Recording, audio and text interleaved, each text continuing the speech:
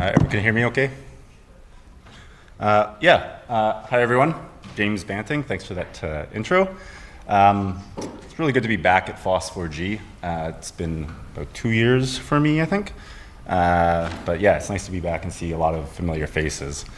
The talk I'm going to give today is about EOPF Toolkit and how ESA, European Space Agency, is moving Sentinel 1, 2, and 3 data into a fully cloud-native Zarr format. And then I'm going to give some examples, really brief examples about Python and Zarr access for this. So the goal today is pretty simple. I just want to show you why ESA is making this shift, how the EOPF Zarr structure works, and how you can grab our notebooks and use it immediately to drop into your workflow. So everything here is open standards. We got Zarr for storage, we got Stack for discovery, Python, QGIS, R, and GDAL ecosystems for access. So that's what we're going to get into there. This one.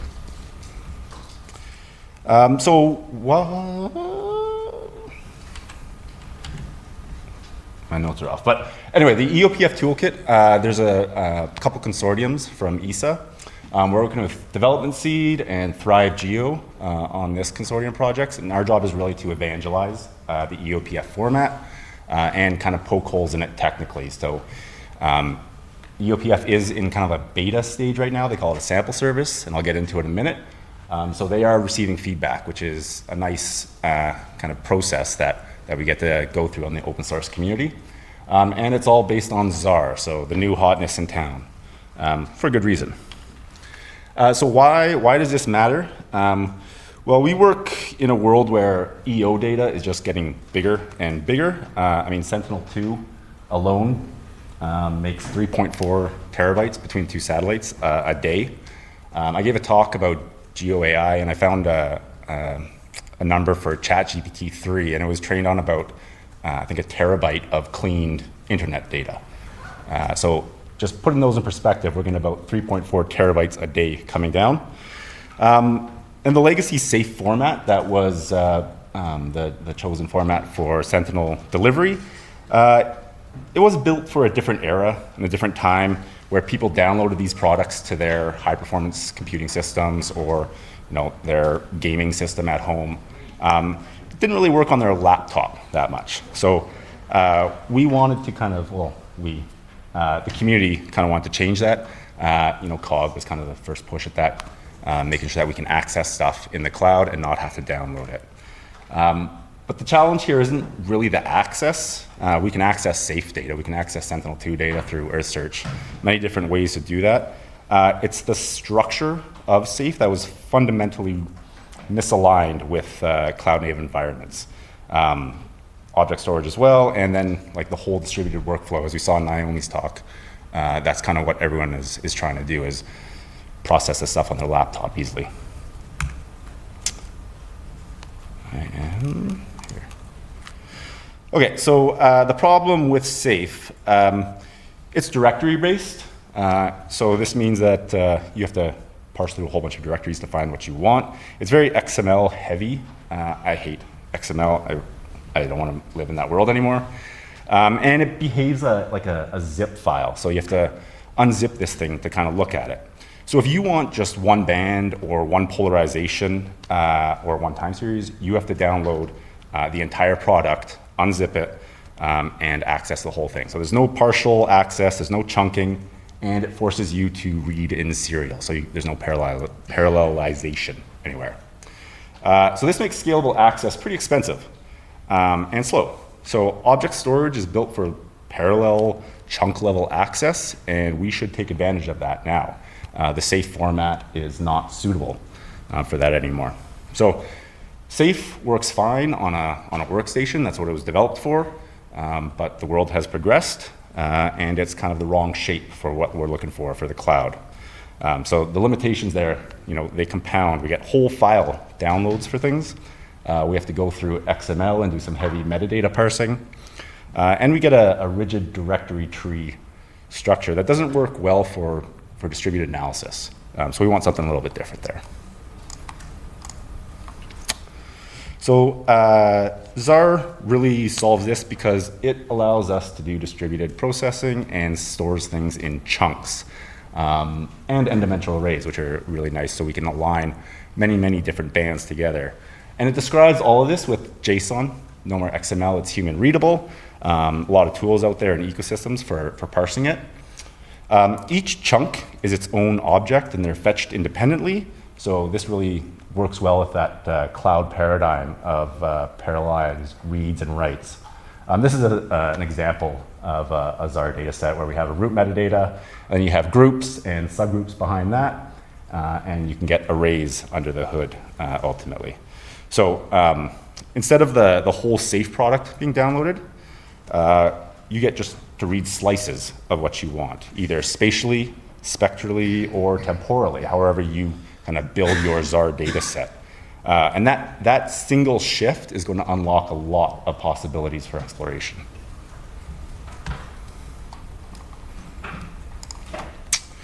So now I want to get into what EOPF Zarr kind of, what it adds. Because it's not generic Zarr. EOPF has their own variant, but they're pushing it forward. So put it out there, see what works, get community feedback, and if it doesn't work, you iterate. So this is an example of the Sentinel-2 Zarr that's put out by EOPF. So we have 4 different groups there. We have conditions, attributes, quality, and measurements. We have subgroups under that, and then below that we would have the actual arrays for accessing everything. What we like about EOPF is that it's mission aware. So you get Sentinel 1, 2, and 3, and Naomi brought this up in the last talk, that these are different resolutions, they're different products, they have completely different use cases, but we need to access them all kind of similar. So EOPF is really designed to push these all into one cube so we can access it. The idea is that the structure, the metadata, and the chunking are consistent across the different missions. And this consistency is what makes it really valuable, because I can, and I'll get into this in a minute, I can pull in Sentinel-2 and Sentinel-3 within the same analysis, which is pretty cool.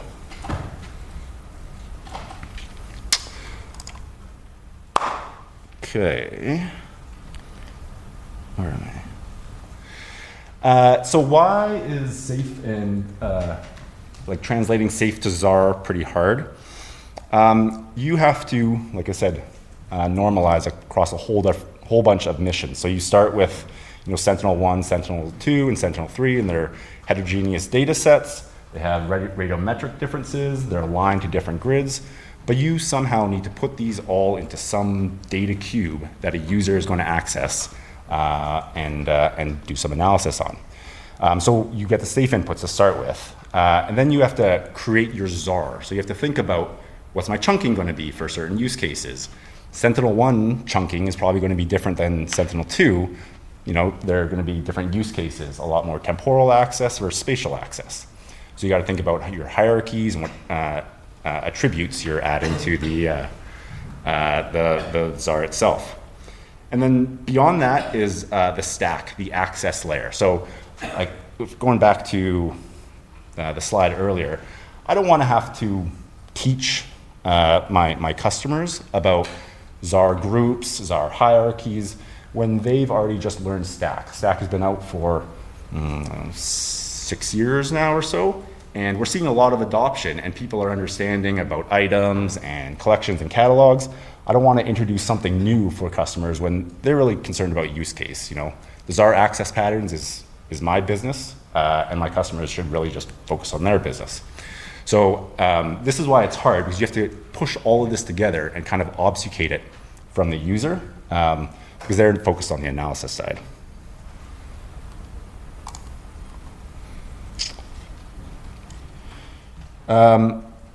So the architectural idea is that you have Stack as the front end and the door to get into it, and Zarr is the storage model. So Stack handles the discovery. You can do typical Stack queries, time ranges, AOI, cloud cover missions, whatever properties you want to add into your stack.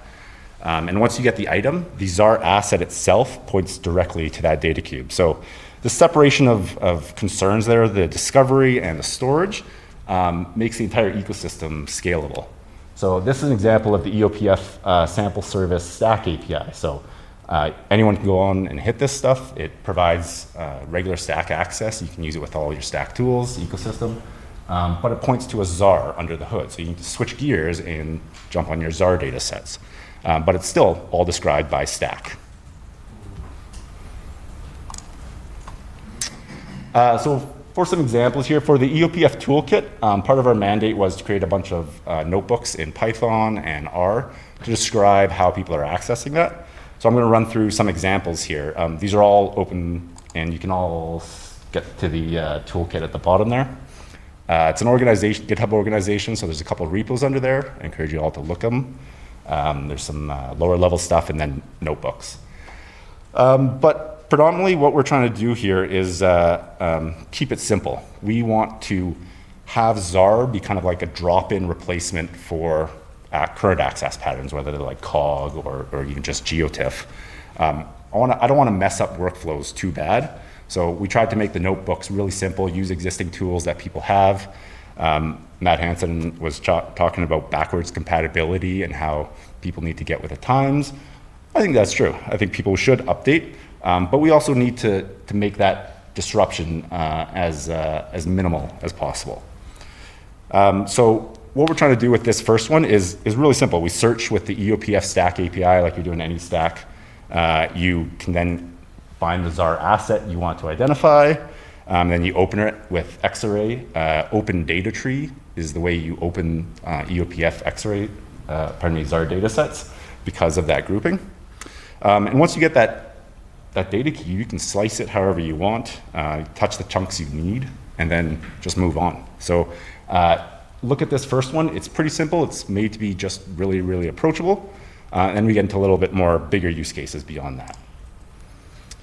This one, for example, is flood mapping in Valencia. So this was October 2024, I believe. There's a pretty big flood around Valencia, Spain. And here we used Sentinel-1 data stored in Zarr to do temporal analysis and see where the flood came up, and also a visualization of the backscatter data. So each acquisition on the graph over there is a Zarr URL. So we queried the stack API, got a whole date range out of there, and then we get the URLs, we open them with Xarray, we select which polarization we want, and then just choose a subset, just where the floods were happening. Then we build the time series data cube and move on with our analysis. This is all accessing the EOPF sample service. So if you want to run through this notebook, I encourage you to go through on that site there. Another example we have here is thermal analysis in is it Sardinia? Yeah. So this is using Sentinel-2 and Sentinel-3, so the thermal mapper. And what we're able to do is look at two different modalities, two different data sets, all in the same format. So my access patterns are pretty easy. I still do the open data tree access with Xarray, and I can get to the land surface temperature group within the Zarr data set there, apply the quality flags to transform it to a temperature measurement, and then move on with my analysis. So even though like data from Sentinel-3 is very large, very big, the workflow is as simple as the previous one from Sentinel-1. So we're getting a lot of continuity between processing here. So it's not just Python. Part of it was we have to work in R as well. I don't do too much work in R. I know enough to make stupid pirate jokes every once in a while, but most of my analysis is in Python. But there's a lot of scientists who do work with R, and they're going to hit the Zarr data set. So we want to make sure that access patterns are as easy as possible for them. So with this, we've done a bunch of work on a package called RAR. It's Zarr for R. Yeah, I like the naming, but we did a bunch of work with the group that maintains that to ensure that we can get EOPF into our data sets, the R language, and access patterns remain the same. So we're pretty happy with that one. Use R stack for discovery. Like I said, you open it with R. It's the same lazy chunking behavior that we have. You only touch the things you want. And we get a whole nother community can access EOPF datasets. This one was challenging. So we, in addition to the R and Python, we had to look at GDAL and QGIS as well, and try to make these, these fundamental applications and libraries really compatible with Zarr and EOPF. So GDAL does include a Zarr driver now, and progress is moving on that, which is really cool. So thanks to Yvonne for that. There's still gaps. GDAL, I don't think GDAL is the right place to dump these driver formats. It's a lot of overhead on the maintainer there. So there's different access patterns we can do, but there's still like minimal work within GDAL that needs to happen. And on the QGIS side, we have to wait for 4.0. A lot of our inclusions into that application to make Zarr work won't be available till 4. But you're allowed to go and build it. You can do a conda build on QGIS, and I'll have our, the biggest thing is this Zarr prefix that we added. So you can read Zarr natively within it gets in GDAL actually, and QGIS pulls it in. One of the annoying things that is coming up with EOPF is the CRS attribute. So this is coordinates reference system. It's just in a location in the Zarr, which means you have to read multiple times. It's not the best. And the directory listing group, because it's stored on their object storage, they haven't, ESA's object storage, they don't want a whole bunch of people reading the directory, so they've blocked access to the directory listing, which kind of borks the Zarr stuff, but make it work around, I guess. So if you want to work with QGIS and EOPF Zarr, you're going to have to work locally on QGIS and use the conda builds, and you might have to do some scripting.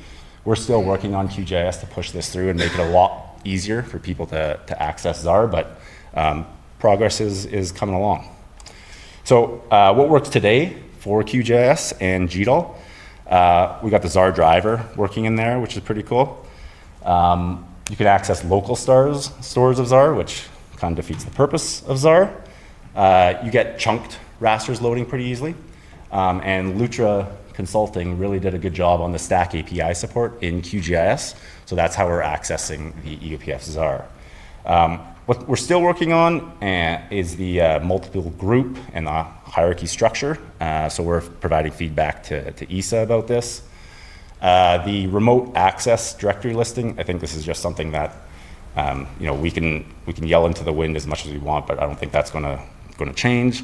And the CRS metadata, I think that's just going to be a quirk of EOPF, and the community will have to adapt if we want to use the Sentinel data sets. And we're working on the drag and drop of Zarr assets. So if you get stacked, drag it right into queue. It makes it just a little bit easier and nicer for demos. So the EOPF sample service is where you can go and immediately explore the Zarr data sets. But be warned, it's a preview environment, hence the name, the sample service, so treat it like a beta service. Availability and weird behavior may crop up. Unfortunately, our consortium doesn't have any control over this, so we can just provide feedback to the consortium that does have this. But they're pretty receptive, so we have a decent working relationship with them, and we can move things forward pretty quickly. So with the sample service, there is a couple data restrictions you should be aware about. In Europe, there's a 1-year archive, and that's a rolling archive. So if you are building any data sets off Zarr that require historical data, and you haven't talked to the EOPF folks before, bear in mind that you're going to lose data going forward. In Europe, it's a year coverage, and the global, it's 1 month. If you do want to explore the Zarr asset or the Zarr data a little bit more for like a deep temporal analysis, you can make a request on the EOPF sample service GitHub for your AOI and your date range, and they'll run through and process all that Zarr data and dump it on the sample service for you, so you can go and access it. So the sample service is really ideal for prototyping. It's not going to be the final format for EOPF, but it's going to be pretty close. One other thing that we're doing, so Thrive Geo within our our consortium is running a community notebook competition. This started about a month ago. We've had a couple open office hours. So with this, what we're trying to do is challenge the community to use Zarr, EOPF Zarr access for weird and wonderful things. We want them to showcase workflows, add examples, and really like poke for their use cases so they can influence how EOPF is going to develop.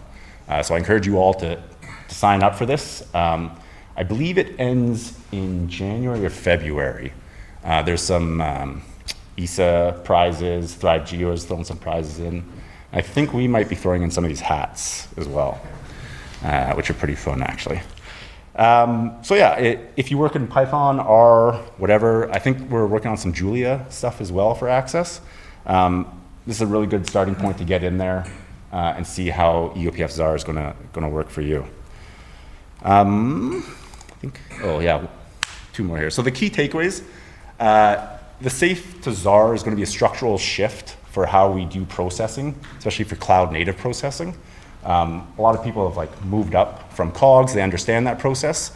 It's just n more dimensions that we get to play with. The EOPF Zarr process, it's made to provide like a consistent multi-dimensional and multi-mission data cube so that it's consistent from time to time. You can always trust that your chunk sizes will remain the same and stuff like that. The stack and Zarr combination really makes it easy. You can search for things, you get the discovery, that entry door, and then your storage method for Zarr. So this is really kind of the promise of cloud native Geo. We've been doing a lot of work on Python and R, and both have first-class support now. We're continuing to tackle bugs that pop up there. We're working really hard on the QGIS and GDAL support. It's a slower process, and occasionally the GDAL release schedules and QGIS release schedules don't align with contract end dates and schedules like that, but we try to make it to a point where another team can pick it up, or we get to it, it's a stable position.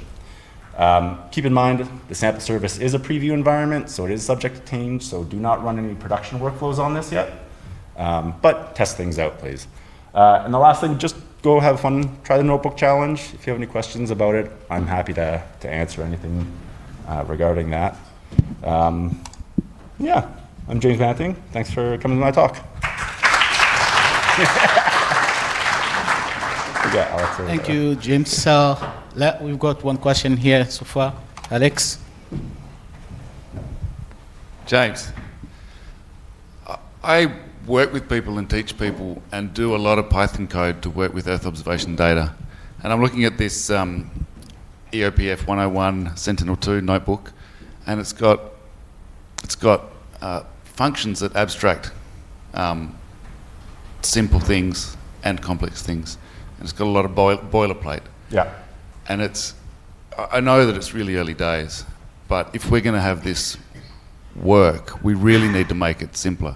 Yeah. And I think that means adapting the existing tools, whether that's Stack or ODC Stack, for example, in the Python environment, to libraries which are used to get stack records now and to build really simple giant time series X arrays. Mm-hmm. It's clear that that's not possible to do now with the EOPF Zarr. I don't know if it's structural or if it's just the tooling needs to evolve, but I mean, I for one am a bit worried, to be fair.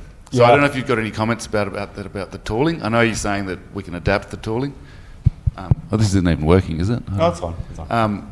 I know we can adapt the tooling, and I know that we can change our thinking about it, but we also need to be thinking about existing methodologies that scale, and it's going to be really annoying. So this is then not at you, but at ESA essentially, or Copernicus. Like if they generate these petabytes of data, and we've still got to pick it up and transform it so it's actually useful, again, like we have to do now, it's going to be a real pain in the butt. Yeah, I think we're just shifting pains in the butt. So instead of downloading one giant data sets, we have to download multiple, download locally. Yeah, the only thing I can say for that is ESA is listening. So if you add issues on our repo or the EOPF sample service, they do pick these things up and listen to them. They are brought up in the meetings we have with them. Yeah, they are aware that it's not the best. Like it's not chunked. It's not how cloud native geo is kind of promised, but it's the first step. So like I think this is a good approach where you have a sample service, you get a whole bunch of random people accessing it and poking holes. So stuff like that is very valuable, I think. One more brief note is it takes a lot of effort to really digest and provide the comments. And so I'd love to, and I hope that I will. Oh yeah. Yeah, absolutely. Yeah, if you want, you can relay them through me too in like more conversational tone, and I can add them in. Yeah, cool. Thanks. So as European, a little bit happy from one side because they removed this safe format that is quite crazy. In the other side, I'm a little bit shocked because I think this is the 20 or 30 portal that they are investing on. And what is the relationship between this and the Data Copernicus, Data Space Copernicus stuff? Maybe you don't know because Yeah, I'm not sure on that. Okay. Yeah, I'm because not sure this on that. new Data Copernicus space already has a stuck endpoint, so it could make sense that this could be merged inside that one. Yeah, there's a, when we first came onto this project, there was a couple stack catalogs that we had to hit to find the data when it should have all been in one. So I think it's just a process of going through and consolidating these. Yeah. I have a question. This way, it's a recording. Yeah, hi. So many of the endpoints currently for the stack are exposing the data as a COGS, right? So like cloud optimized GDF. So have you? I'm pretty sure you might have tried the performance of doing something with COG versus Zarr. So do you mind sharing more about it? Like how great it is in how many manifolds? Like if we use Zarr, let's say, Sure. what's the motivation? Yeah, so I think there's different motivations for using COG and Zarr. If you want to do really big n-dimensional workflows, COGs are going to choke you out, or you have to process them. If you want like really deep time series, you're going to have like a lot of layers, and you can store them in Zarr and process it that way. Cloud native geo, Michelle's here, has a really good kind of, I don't know, it's like a best practices and describes COG and Zarr and kind of their use cases in there. So I would definitely poke around in there if you're interested. I'm sure it's early days yet, but do you get the sense with this that if Zarr does seem promising and it seems like it's the way going forward, will it be back processing as well, sort of the whole archive, or would it just be sort of from? Yeah, no, that's a great question. So what I've heard is within a year, I'm going to say 2 years. Within 2 years, the new processing will all be done for Zarr. That's going to be the de facto standard. And then a year after that will be archive processing. It'll go back. So it should all be moving to Zarr. All right, let's applaud for James here if you Thank want you. to talk more over the break. Thank you.